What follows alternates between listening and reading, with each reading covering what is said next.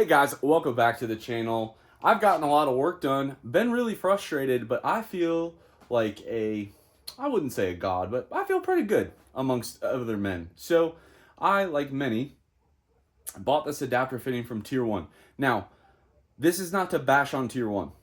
So take that, put it away. However, they sell an adapter fitting to run remote reservoir power steering pumps, like in your 6.7 trucks. And I'm going to show you. Okay, now on our 4th gen here, right here, you guys will see, this is the style that they want you to run, where the reservoir is up here away from the pump, pump's down here. They want you to run this style pump, which is all great, except this line doesn't fit in your 3rd gen, because on a 4th gen, it's female on the truck, male on the line, and it's a banjo bolt, M14. Now, we come back around here to our 3rd gens. If I sound a little bit arrogant in this video, I promise you, it's just more excitement. On a 3rd gen, it's female on the hose, male on the truck. You come down, this is M16. That truck's M14. This is a high pressure seal. That is also a high pressure seal. Couldn't find any adapters, all right? So swapping pumps really kind of sucks because you still have to figure this out. Now, I'm going to give credit to where it's due. Meyer found that a 2012 cabin chassis truck has the hose that will work. However, for the low price of a tap set, I'm going to save you guys a bunch of frustration. Again, this is 3rd gen 5.9. I would assume 6.7. If your pump has the bolt-on style reservoir that looks kind of like this, it's got this bracket that used to go into the side of the pump. Okay, I'm gonna save you some time. All right, I'm gonna push you in a little secret here. You're gonna take a 3/8 by 18 MPT tap. You're gonna cut about a 1/4 inch off of it, and you're gonna thread the factory hole. Then you're gonna take your 3/8 to -8 adapter fitting, and you're gonna thread this sucker in here. So for a $12 fitting, about a $14 tap, and a cutoff wheel, you too can be like me. And then you have a normal line that will fit inside of your pump without any of this adapter fitting. Again, this works great on that 4th gen style pump. However, if you can't adapt this, you're not getting anywhere. Now, again, not a stab at Tier 1. It does fit what they designed it to fit. However, when you're trying to retrofit it into an older truck like my 07 truck, it's not straight bolt-in. So that is why I say it's different, but they're not wrong. Now, I have done some fab work. All right, we have done some fab. So I remade the interstage pipe.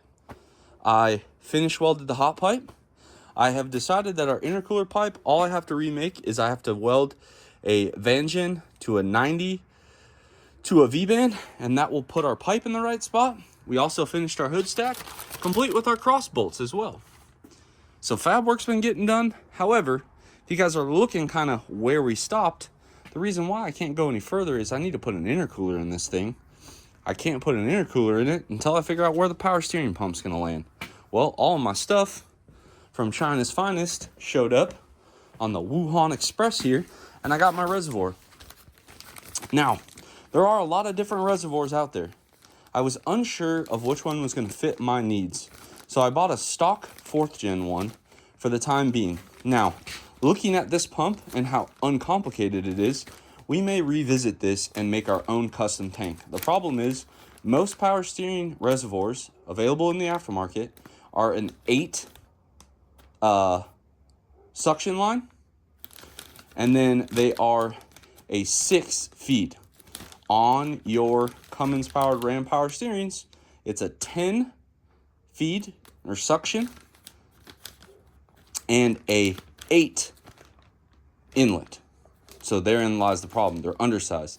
Now, I wasn't sure how big of an issue that was going to cause. However, I didn't want to cause any issues with our power steering because our power steering is directly linked to our brake power. And I've already said, forget safety with the ABS. So I wanted to make sure that we had factory stuff And again, I'm envisioning something very similar to this Vibrant catch can mounted somewhere in this area that will house our stuff. Again, maybe we'll get there, but not right now. We're just gonna keep plugging along with this Amazon special here. But I'm gonna go ahead and get our power steering stuff all situated, and then we'll finish up the fab work. We'll get the intercooler thrown in there, and we'll probably finish this video out finishing the fab work. On a side note, our new oil filter did show up. If you guys buy the no limit oil filter, this is the part number you want, 51792XE, extra efficiency. They also have this part number in HD, which is heavy duty. I'm gonna tell you what the difference is. 8XE filters, I believe it's 5 microns and it's 98%. The HD filters at 40 microns and the service life is almost 3 times longer. So in the effects of filtration, I went with the filter that doesn't last as long but filters better versus the filter that lasts longer and doesn't filter as good. Now, I wanted to get this all documented so that way, for whatever reason, if you guys decide to venture down this path, you save a bunch of money. It's literally $12 fitting. Let's call it an $18 tap, 30 bucks, okay? And a $40 reservoir, and you're done. You don't have to mess around with the adapter fittings. And the cool part is you go to the parts store, boom. You could just swap all that out on the parts counter, pretend like you never saw this on your core exchange, and move on. Run all your stock lines. Nothing has to change. Night really got away from me. I spent a lot of time planning. So our old intercooler mount worked, but it looked real tacky. We have these little tabs bent. We're going to cut these off on this cross member here. We're going to use these Keaton Samples intercooler mounts here for the top. We have to make a new bar. It actually worked out perfect. It made this intercooler pipe fit. Again, we do have to shorten it, so we'll just have to remake this. But it looks like this straight piece here will work just fine. Over here, we'll have to do all new. I put my Battleship 6.7 carbon fibre tip-em cover on because I was bored, and our King Speed thing will go right here, and then we'll probably 45 it. I think we might get the lines and bend them down a little bit, and I was thinking maybe even putting like a bracket down here to kind of give them a actual landing spot, because the nice part is you can bend these steel lines and get them to bend down quite a bit, and then make a little bracket to kind of not necessarily hide them, but at least get them out of the way. Then we 45, probably 45 again, and then make a 90 to this intercooler pipe here. Should be pretty sweet. I do have to mount the intercooler fully though, but just kind of laying it out. This intercooler pipe shouldn't be hard. That one should be pretty easy.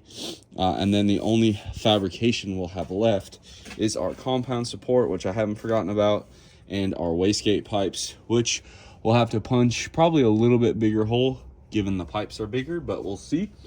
We're going 1/4 inch bigger in diameter, but this side is really turning out to be pretty sweet. I also thought about 90 and down, like coming straight over 90 and down, but I just feel like that's just too blocky. So I think we'll 45 it, and then come down. I think that'll look a lot cleaner in the long run. So that's where we're at. We had to find some stuff, order some tabs, but we'll get there when we get there. We can let that intercooler just hang. I also did replace my hood props as well, or hood struts, because I got tired of fist fighting this hood, and that's a nice improvement. So we're getting there. Progress every day. I like it. We'll pick this back up, I don't know, I guess when I get around to it. We're picking up kind of where we left off. I took some turbos off. Reason for that, we started welding our bungs in here. We also got our black tie race fab primary support right here. So John's kit, probably one of the best I've used. It bolts down there. I did have a Maven mount. I ended up not using it. Maybe I'll regret that later, but we went with John's mount, and I like it. It's a double heimed. Each end has one, and it has locks, and you're able to actually kind of twist this and make the lever or arm, shorter or longer, to move it. So we do have our full hot pipe braced. We also did go ahead and throw our cross bolts into the down or hot pipe as well. We threw this bung in here, welded that on. So we kind of did some progress there, trying to get this thing to somewhat run. I also did put the turbo drain line in. Did not put the feet on because I want to remember to pre-lube it right before we fire it up. And I don't know. I see how far we get today. Unfortunately, with these new intercooler mounts, our old way we used to hold the intercooler up doesn't work. So we're waiting on that. Those tabs were supposed to be here, but they didn't show up on time. So we're kind of at a stopping point there. The power steering reservoir, I finally decided we're just going to mount that today. So we're going to figure that out. Maybe get you guys set up, watch me work a little bit here. But we are going to get our power steering fluid mounted, and let's get those hoses ran. As far as the belt goes, I think what we're going to try for starters is we're going to try routing the belt with the tensioner backwards and see if that works. If not, I don't know. I guess we'll have to play it by ear.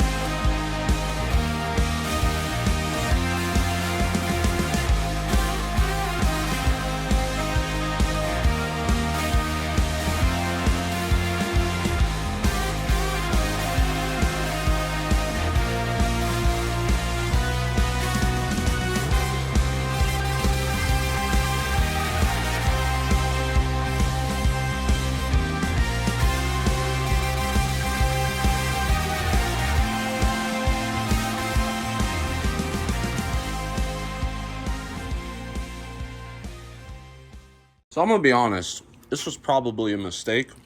I wouldn't do this again, but once I cut it, it was too late. So when you guys saw me with the turbos, I wanted to open up some airflow over here. Well, two things. Number one, we did it. Number two, that was a lot of work. Luckily, that unbolted. I'm not sure this would classify as weight loss, but it did open up some room. Now, I am going to put a some round stock from here to here just to support this upper fender. But honestly, maybe it needs it. But this is what it used to look like. And that was the problem. I was worried about airflow getting into the turbo. That was a lot of work. It took like 2 hours.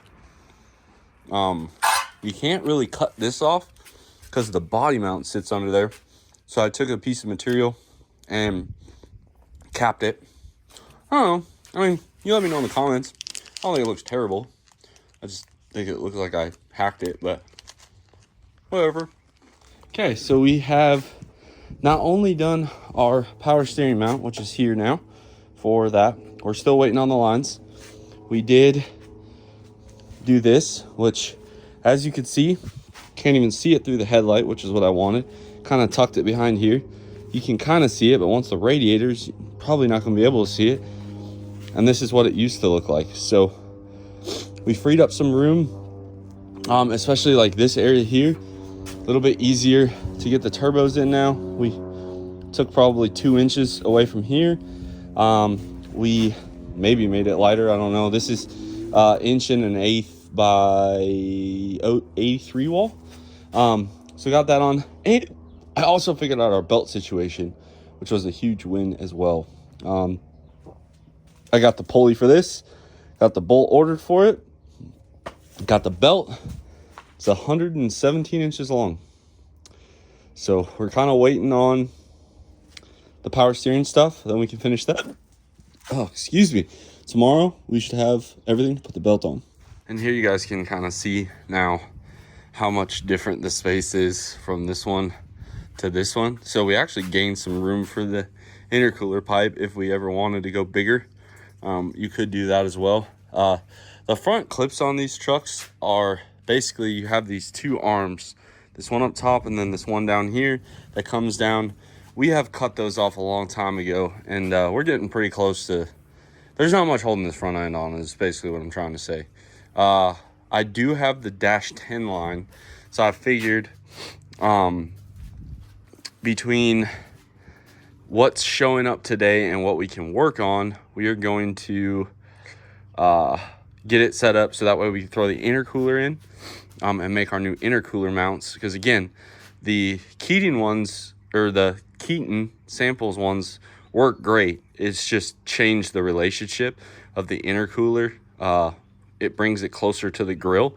Again, not complaining, they fit great, but we do have to audible for that now, which again, no big deal. So my thought process is we are just going to put some angle iron on the front of this cross member, and then I bought some weld-on tabs, kind of like a shock tab, to weld onto that angle iron. As much as I hate on angle iron, and Myra and I were talking about this last night, like this is like the perfect use for it because it'll be strong enough, it won't bow down, so to speak, and it'll get us exactly what we need without a bunch of fancy stuff. So that is the plan. Now, our feed line, we're gonna come down around the tipum and then come in from the back. And then this feed line, the reason why we tuck this thing so far in is now we can go right around these tipum wires, loop around, and come in to our power steering feed. So both of these lines essentially will be able to kind of follow the same routing. They'll go around the tipum and come in. I think it'll be really clean. It'll also give us, like, when you run 2 hoses together, it gives them more structure. And these tires are pretty large. These are like a 32, so there's not much bigger. I mean, our sled pulling tires are 33.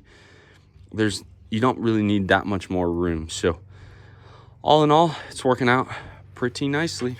The younger generation says, I'm gonna lie, that looks great. It doesn't. We will revisit this, mark my words, but it will get us done. I don't Love the reservoir. I don't love the hose routing. I mean, it's kind of clean. Turns out this is like a 3/4 hose, and it's a 10 hose there.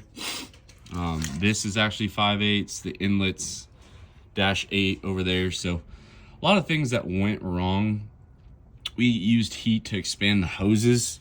Luckily, you don't really see that portion because it's all hidden, but not my finest work, if I'm being honest. So it is done. We secured this junction with a zip tie that is screwed into the frame, and then I zip tied the hoses together, and hopefully that works. I also burned the absolute you-know-what out of my finger, so that was awesome, but it is done. I'm curious to see how well that holds up over time. Ideally, we should just get a metal canister and put the fittings where we need them to be. That way we can do a sharp 90, whatever. Honestly, it wouldn't even be bad if this container here was made out of metal and we could do AN lines. I would do a probably a 10 or 12 on the bottom, a 10 in the side. The problem is trying to find a cap, but I did make sure the cap does come off. It is tucked out of the way, which I like. I'm just not a huge fan of what I had to do to make the hoses go on. We certainly deteriorated them. I don't think they're going to blow off, but could have been better for sure. So we'll check that off the list for right now. I got to put some fluid in there. Hopefully, ideally, it's not going to bleed too much because we didn't really take any of the like rack out. So there'll be some Hydro Boost bleeding, but the rest of it shouldn't be too bad. So I'm going to fill this up probably to the max full level, and we should be good to go to continue on. We are currently waiting for our intercooler mounting stuff to get here still. So I'm going to throw our sway bar end links in just to kind of keep checking stuff off the box. But it's been a productive morning, minus my finger. Yeah. All right, so we went and we got some power steering fluid. Pretty sure I overfilled it, but hopefully that'll work itself out. If not, we can always drain it. And then with the help of Jace, we got our angle iron. And that's what I meant. Like, I want to hate on it, but I can't because it's perfect. Obviously that is not perfect, but oh well. Once you start cutting these trucks the way we did, it's all downhill. I didn't even realize that until I just looked at it. But you guys could see I'm not like